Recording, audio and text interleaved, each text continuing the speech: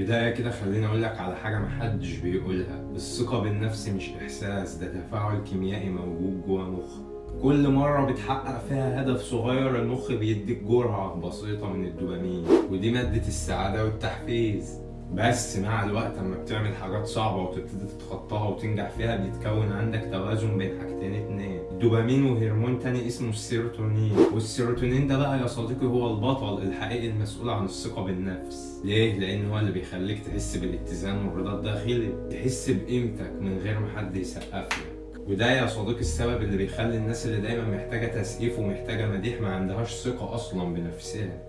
بيبقوا يا صديقي واثقين في رأي الناس عنهم مش في نفسهم. لكن الغريب ان في معادلة بسيطة بتحصل في دماغك. معادلتنا يا صديقي بتقول ان الثقة محتاجة 3 حاجات: دوبامين زائد سيروتونين على الكورتيزول.